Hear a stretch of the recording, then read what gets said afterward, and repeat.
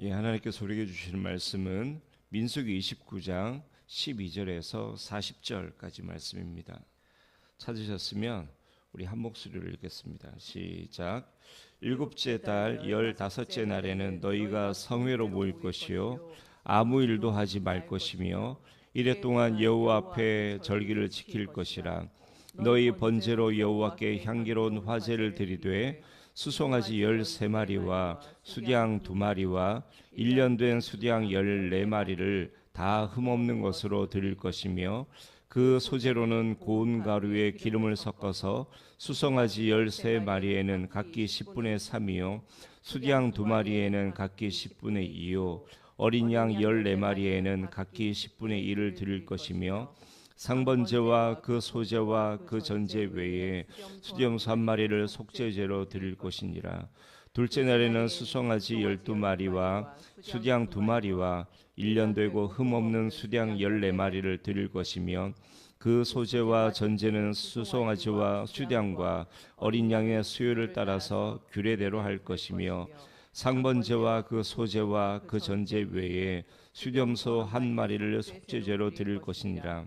셋째 날에는 수송아지 11마리와 수양 2마리와 1년 되고 흠없는 수양 14마리를 드릴 것이며 그 소제와 전제는 수송아지와 수양과 어린 양의 수요를 따라서 규례대로 할 것이며 상번제와 그 소제와 그 전제 외에 수염소 1마리를 속죄제로 드릴 것이니라. 넷째 날에는 수송아지 10마리와 수양 2마리와 1년 되고 흠없는 수양 14마리를 드릴 것이며 그 소제와 전제는 수송아지와 수양과 어린 양의 수요를 따라 규례대로 할 것이며 상번제와 그 소제와 그 전제 외에 수염소 1마리를 속죄제로 드릴 것이니라. 다섯째 날에는 수송아지 9마리와 수양 2마리와 1년 되고 흠없는 수양 14마리를 드릴 것이며 그 소제와 전제는 수송아지와 수양과 어린 양의 수요를 따라서 규례대로 할 것이며 상번제와 그 소제와 그 전제 외에 수염소 1마리를 속죄제로 드릴 것이니라.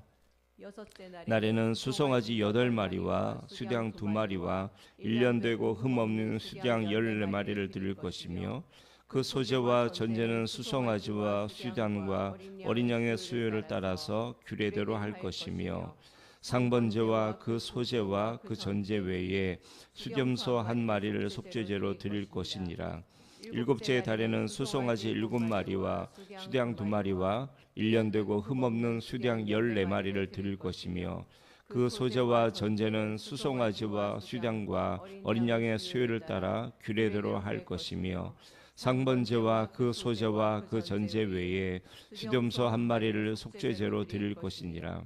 여덟째 날에는 장엄한 대회로 모일 것이요 아무 일도 하지 말 것이며 번제로 여호와께 향기로운 화제를 드리되 수송아지 1마리와 수양 1마리와 1년 되고 흠없는 수양 7마리를 드릴 것이며 그 소제와 전제는 수송아지와 수양과 어린 양의 수요를 따라 규례대로 할 것이며 상번제와 그 소제와 그 전제 외에 수염소 1마리를 속죄제로 드릴 것이니라.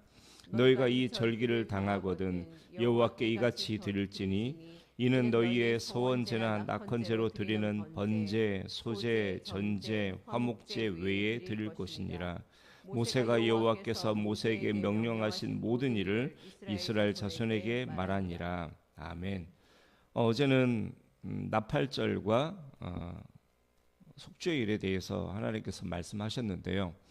오늘은 이제 장막절에 대해서 말씀을 하고 계십니다. 초막절이라고도 하죠. 이 나팔절과 속죄일과 장막절은 따로따로 구분된 날이 아니라 하나님께서 따로따로 이렇게 말씀을 하긴 하셨지만 연결된 그런 절기라고 보시는 게 정확합니다. 어제 말씀을 드렸지만 나팔절은 그냥 나팔절 하루만의 의미를 가진 것이 아니라 장막절을 바라보고 하나님께서 지정하신 절기예요. 장막절이 마지막 심판 때를 의미하는 것이기 때문에 이 마지막 심판 때 이스라엘 백성 기준에서 보면은 예수님이 아니라 하나님이 마지막 때를 이제 정하신 날이 바로 장막절이 되는 건데요.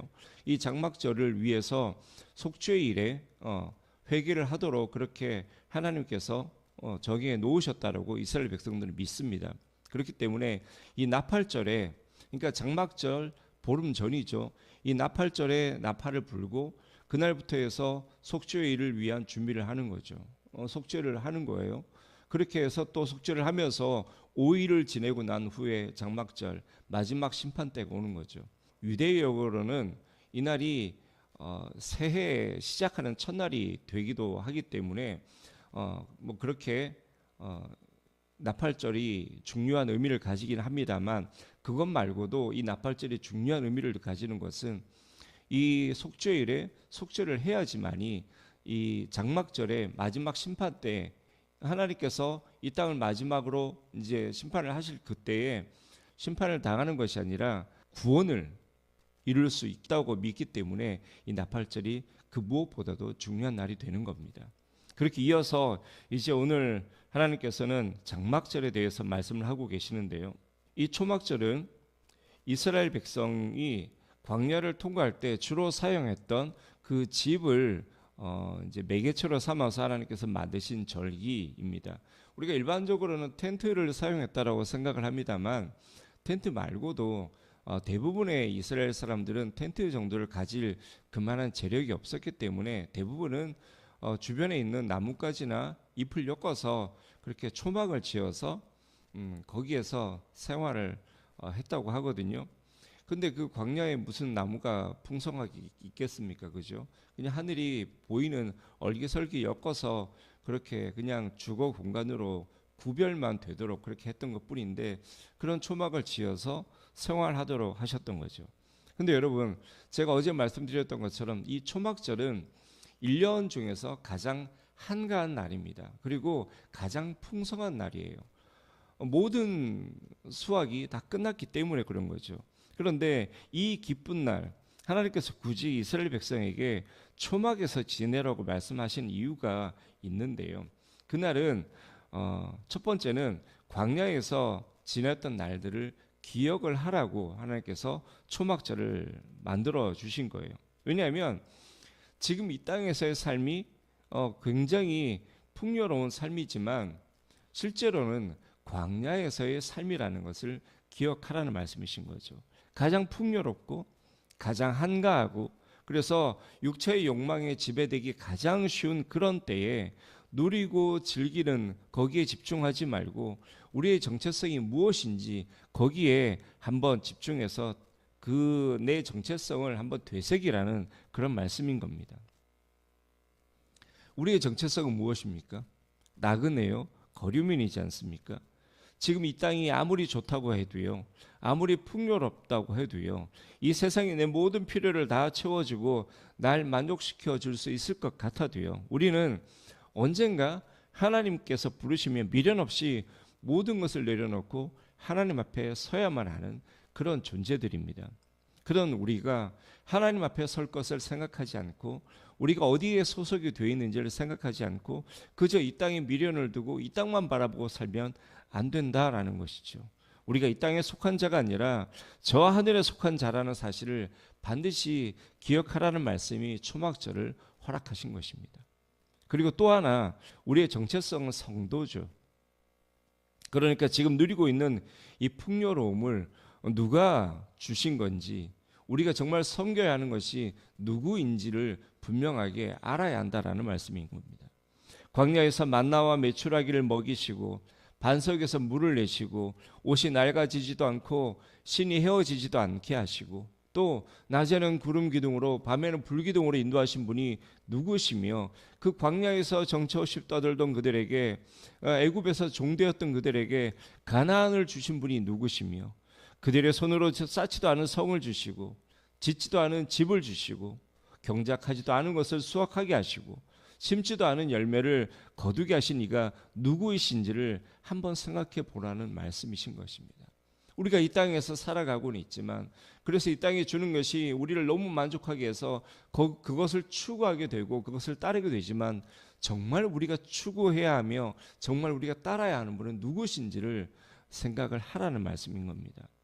하나님을 부인하는 사람들은 자기들의 노력의 결과라고 생각을 하겠죠. 하지만 우리는 분명히 알고 있습니다.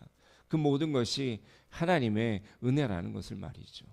나를 부르신 이도, 나를 구원하신 이도, 나를 이 광야 같은 세상 속에서 안전하게 인도하시는 이도, 그리고 장차 우리로 하여금 소원의 항구에 들어가게 하실 이도 모두 하나님이시라는 것을 잊지 말라고 초막에 거하라고 말씀을 하시는 것입니다. 두 번째는요, 초막절은 초막에 거하는 것이 목적이 아니라 가나안에 들어가게 된 것을 감사하라고 주시는 날입니다. 그래서 마지막 날은 장엄한 대회로 모이라고 말씀을 하시는 거죠. 구약시대에는 이 마지막 날에 제단 주위를 돌면서 호산나라고 외쳤다라고 합니다. 초막절이 끝나고 집으로 돌아가는 것이 기쁘기 때문에 그렇게 외쳤기도 했겠지만은요, 그것보다는 초막에서 집으로 돌아가는 그것이 광야 생활이 끝나고 가나안 땅에 들어가는 것을 의미하기 때문에 그렇게 호산나라고 외쳤던 것이고요. 또 초막절을 섬긴다라는 것은 뭘 의미하는 것이겠습니까? 그 땅의 수확물로 섬기는 절기이지 않습니까? 그 말은 이스라엘 백성이 가나안 땅을 온전히 차지하고 온전히 승리한 것을 의미하는 것이죠. 그렇기 때문에 초막절은 그 승리를, 가나안 땅을 차지하게 된 것을 또한 기뻐하는 날이기도 하고요. 그리고 출애굽으로 시작된 구원의 여정이 완성되었다라는 것을 감사하는 날이기도 합니다. 그래서 장막절의 마지막, 이 초막절의 마지막을 장엄한 대회로 모이고 그날 호산나라고 외쳤던 것이죠. 세 번째로 초막절은요, 하나님께서 가지고 계시는 이스라엘에 대한 기억 중에 가장 아름다웠던 기억으로 남아있는 그때가 광야이지 않습니까? 그 광야의 신혼여행을 추억하는 날입니다. 사실은 이것이 하나님께서 초막절을 지키라고 말씀하신 가장 중요한 의미일 거라고 저는 그렇게 생각을 합니다. 이스라엘을 신부 삼았던 것도 광야이고, 이스라엘을 신부답게 꾸몄던 것도 광야이고, 아무것도 모르던 신부가 하나님만 의지해서 40년을 하나님과 함께 했던 그곳도 광야입니다. 그리고 하나님과 함께 할 그 신혼집으로 가고자 함께 걸었던 것도 광야죠. 하나님은 그 광야에 묻어있는 이스라엘 백성들의 흔적들을 일일이 기억하고 계십니다. 어디에서 그들이 무엇을 했는지, 뭐라고 얘기를 했는지, 그들이 하나님을 향해서 기도했던 기도가 무엇이며 하나님을 향해서 불렀던 찬양들이 무엇인지, 그들이 하나님을 향해서 어떠한 기대들을 가졌고 어떠한 소원들을 품고 있었는지 하나님은 다 그 추억들을 가지고 계세요. 걸었던 그 여정들 하나하나마다, 그들의 발걸음 하나하나마다 그곳에서 묻어나는 아이들의 소리, 사람들이 두런두런 대화하는 소리들, 소와 나귀의 그 음성들, 그 모든 것들을 다 기억을 하고 계시는 거죠. 그 초광야에서 그 초막에 거하던 그 시절이 이스라엘 백성들에게는 힘든 시절로만 기억될 수도 있을 건데요, 하나님은 그렇지 않았다라는 거죠. 그래서 그때의 추억을 함께 기억하자고 만드신 절기가 바로 이 초막절인 겁니다. 결국 초막절은 우리가 마지막 때 우리가 뵙게 될 그 하나님이 어떤 분인지를 기억하고 또 기대하게 만드는 날인 겁니다. 마지막 때, 마지막 추수가 끝나게 될 그때 우리가 맞이하게 될 그 예수 그리스도는 우리의 본향, 우리의 천국, 그 천국의 왕이시고 지금껏 나그네 된 우리를 보호하시고 인도하셨던 분이 바로 우리 주님이시고, 이 세상에서 우리를 부르는 분이시고 우리로 하여금 승리케 하시는 분이시고 결국 구원을 완성시키시는 분이신 것입니다. 우리의 신랑이시라는 거죠. 그 주님을 기억하면서, 그 주님을 생각하면서 좀 지내라고 말씀을 하는 겁니다. 이스라엘 백성들은 초막에 거해야만이 하나님을 떠올릴 수 있는 사람들이지만요, 우리는 그렇지 않죠. 우리는 굳이 초막에 거하지 않더라도 그 초막절을 통해서 얻을 수 있는 영적 유익들이 우리에게는 더 풍성하게 있습니다. 바로 성령을 주셨기 때문인 거죠. 이스라엘 백성들은 1년에 단 한 번 일주일 동안 초막에 거하면서 그 하나님을 기억하고 추억해냈지만 우리는 성령님을 통해서 그 하나님을 늘 만나고 그 하나님을 늘 추억할 수 있죠. 그래서 이 초막절을 통해서 우리에게 말씀하시는 그 하나님의 음성을 우리는 들을 수 있어야 하는 겁니다. 하나님이 뭐라고 말씀하십니까? 오늘 우리 찬송가에서도 나왔었는데요. 이 세상이 아무리 즐겁다 하더라도, 이 세상이 아무리 나를 만족하게 하고 유익하게 할 것처럼 보인다 하더라도 그 속에서 이 세상을 바라보지 말고 초막에 거하자는 거예요. 예수를 생각하자는 거죠. 나를 인도하셨던, 지금도 나를 인도하고 계시는, 늘 나와 함께 하기를 소원하시는 그 주님을 기억하고 늘 초막에 거하는 삶을 살아달라고 부탁하는 겁니다. 우리 보고 고생하라는 말도 아니고요. 우리 보고 광야에 거하라는 말도 아니고요.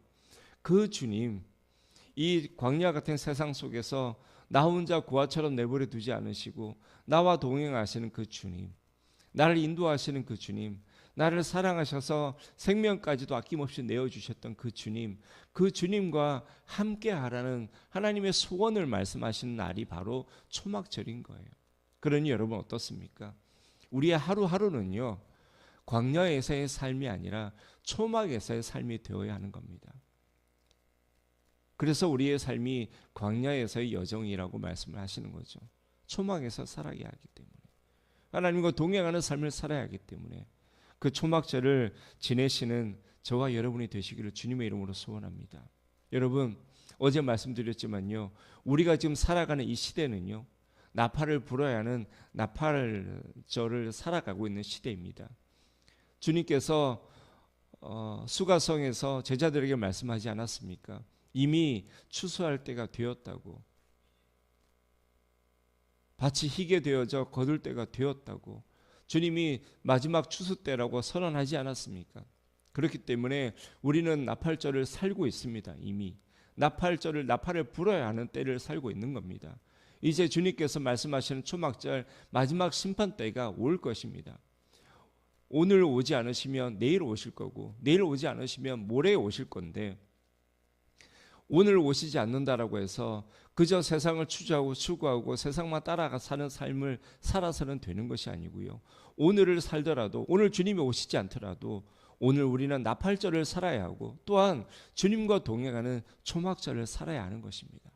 여러분, 우리에게 마지막 주어진 이 하루하루의 삶은 나팔절이자 속죄의 일이자 초막절이라는 것 기억하시고, 늘 복음을 전하시고 주님 앞에 늘 나를 돌아보아서 회개하는 삶을 사시고, 그리고 늘 주님과 동행하는 그런 저와 여러분 되시기를 주님의 이름으로 축원합니다.